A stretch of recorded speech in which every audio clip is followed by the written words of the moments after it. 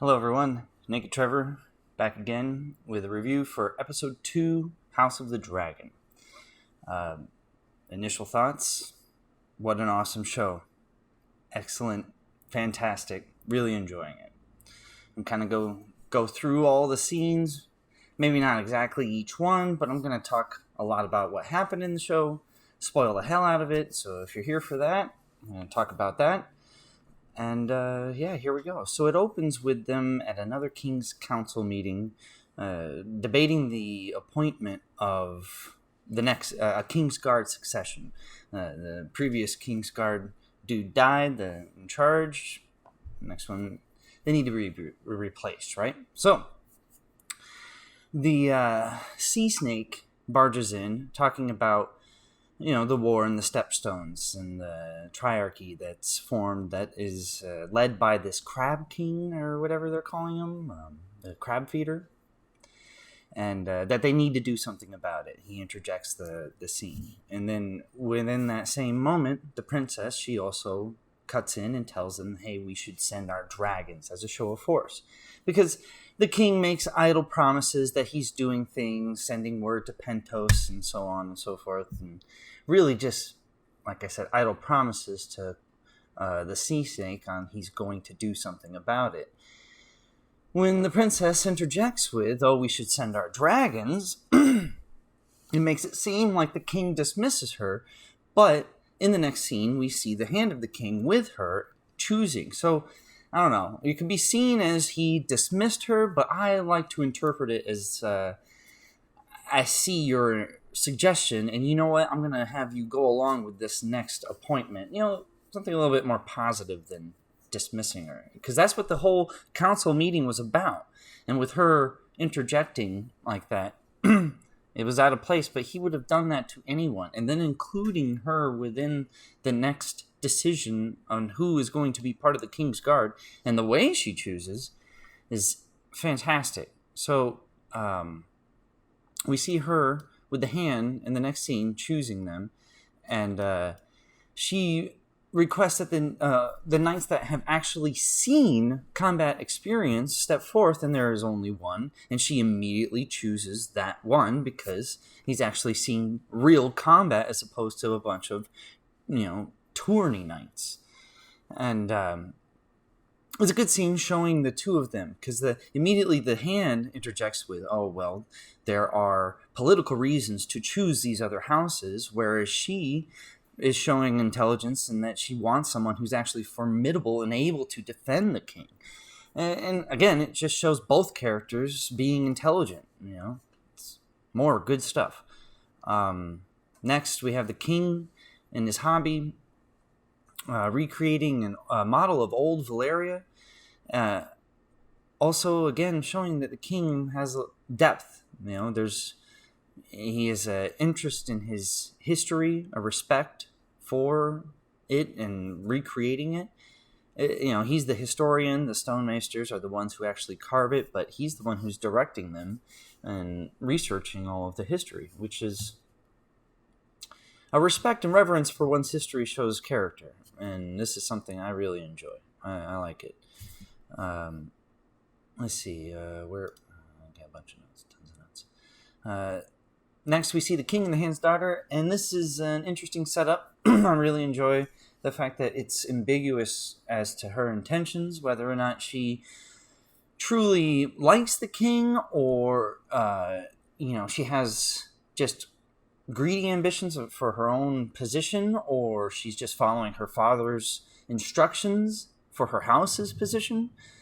It's an interesting dynamic because you're not really shown one way or the other. And there's more scenes that develop on that later on. Next, we have the princess and the hand of the daughter, the hand of the king's daughter, in the scene at the Sept of the Great Baylor. I assume is the Great Sept of Baylor. Anyway, it shows her remembering a scene where they have a bunch of candles lit and a way to remember the hand's dead wife. A way to show the princess a means to remember her recently passed mother. And it's a good scene. That is until we have the princess talking about she's complaining and crying about her father seeing her only as a little girl, which I don't think quite fits, and it would have been more truthful and poignant if you had her crying over the loss of her mother and her brother, as opposed to the way that her father feels about her. I don't think it makes much sense, especially with the moment before you have Alicent talking about how this is a way for her to remember her own mother. I thought it was strange. Strange choice, but okay, there we are. Next we have...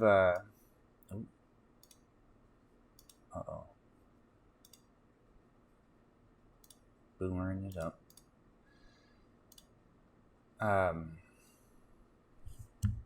Next we have the sea snakes suggesting to the king that his daughter wed their two houses. His daughter wed the king, his daughter being 12 years old. And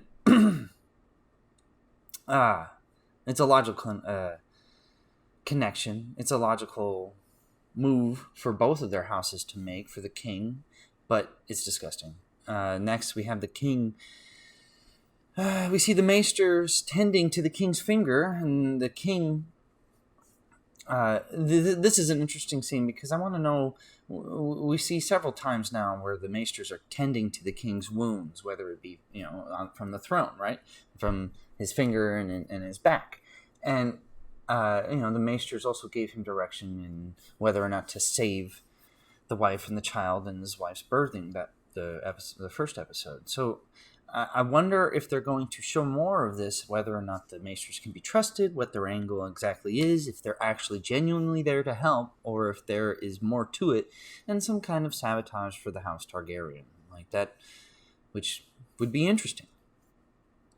We have a scene where the maggot scene, that's right, also with the Hightower, Otto Hightower, with a subtle way of showing manipulation to the king, claiming he doesn't envy him, replacing his love out of duty, and being that he also had lost his wife previously. And again, subtle manipulation of the king with, good character writing. More great stuff. I love it. Next we have the scene with the king and the Valerian girl walking. It's truly disgusting, and thankfully, the writers and showrunners show the king being disgusted by the situation as well, because that's gross. Next, we have the princess and the king, or the queen who never was. We see that they are watching the king walk with the queen who never was his daughter, the princess. It's gross.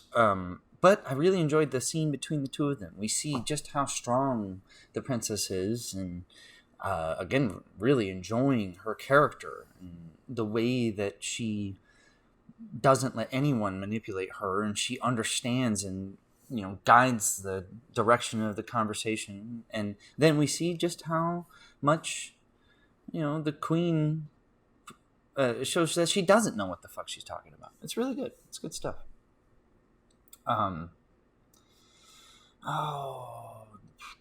Next we have the daughter of the Hand of the King coming to see the king. In the previous scene where they were together, the king dropped a statue of the dragon, and now we see that she has mended this statue. And again, it drives further interest on what her exact intentions are. Did the hand tell her to get it fixed and bring it back? Or is this something that she genuinely cares about the king and wants to, see his model, something he's passionate about, mended and fixed? It's hard to tell. Interesting. Great writing for the characters. I love it. Anyway, we find out that Daemon stole one of the dragon's eggs for his unborn son, and he's getting married in 2 days. The princess, showing again intelligence, she shrewdly asks, the egg that was stolen, whose egg was it? What, and it turns out it was the egg that was intended for the king's dead son, which is just sets the king overboard, gets him very upset, and he wants to go to Dragonstone himself. But then we have the Hand of the King interjecting, telling him, no, I will go. Which is, again, fantastic because, you have the hand manipulating the king. And, you don't know, like, the king's point of view is that the hand has his best intentions. So you think that the king, well, from his perspective, the hand isn't going to drive the wedge further, but we soon find out that is Otto's intention, is just to separate them even further. And next we have the Hand of the King in the scene with his daughter. Again, there's 3 scenes that all very much driving this point home that you don't know where her intentions lie. You have the hand and his daughter talking about, will you go see, he's dressing to go to Dragonstone in his armor, and she's helping. And he asks her, will you go see the king tonight? And she says, if you want me to, if you wish me to. Which again, it's like, well, is it all been orchestrated by the hand? Is all of it? Is he in on every bit of this as far as the setup between his daughter and the king? Or is she actually interested in the king? It's hard to say. It's fun. It's interesting. And where are we at? Oh, now we have the depiction of Dragonstone. We see the hand pull up to Dragonstone with his 20 knights. And I love the depiction of Dragonstone. I'm a big fan of, the whole fantasy aspect of this series. And the castle carved into a side of a volcano. It's really cool. And it's awesome to see. Anyway, the exchange between Daemon and the hand is, again, excellent, with Caraxes coming over to end the conversation and sheathes everyone's fucking steel. It's really good stuff. And then we have the princess showing up on her dragon. Again, fantastic, showing her strength to just make decisions and do what she gonna do. She shows up with her dragon, calling her uncle's bluff, walking right up to him, knowing that she won't be harmed by him. And in the end, he throws the egg at her, but he walks away from the confrontation, and she walks away with the egg, with no one getting hurt. And we get a little bit of dragons, which is always fun to see. Follows up with Daemon. We find out that he was bluffing with his whore. She's upset, and that he was fucking around with her life, and get a bit more of the intrigue of Daemon Targaryen and just how mixed up he is. His decision making is, his manipulation of his brother and what he wants to do. His ambitions are. He's still honorable to his brother, but he still wants to be a part, if not the part, of everything, right? So it's interesting. Anyway, the princess returns. Naturally, the king's very upset, yells at her about leaving, but cools when he hears about her retrieving the egg without any bloodshed. And then we have a bit more of development of the king's character, showing that he truly did care about Rhaenyra's mother, and that she cannot be replaced. And fantastic, again, showing the king has humanity, and the princess understands that he's not happy about making this decision to take a wife again, but he has to. And his daughter, furthermore, showing a real humanity, understanding her father's decision and what he needs to do and how hard it is for him to do. Again, a lot of this episode is dialogue and exposition, but it's fantastic. It's all intriguing stuff with intriguing character development, which, that's what this show needed. And it's a great bonus that the production value and the setting all lives up to the standards of what we would expect. It's going great stuff. The king announces he will wed the hand's daughter, and the sea snake and the princess are very upset about this. At this council meeting, they storm out. Next scene, we have the king, Daemon, and the sea snake meeting up and making an alliance. And this is a great bit of dialogue between the two of them about second sons and ambition and how they make a name for themselves. And you get, again, you can relate to both of them and see both of their point of view, like being able to side with both of their point of views. So a great character conflict, and I can't wait to see more.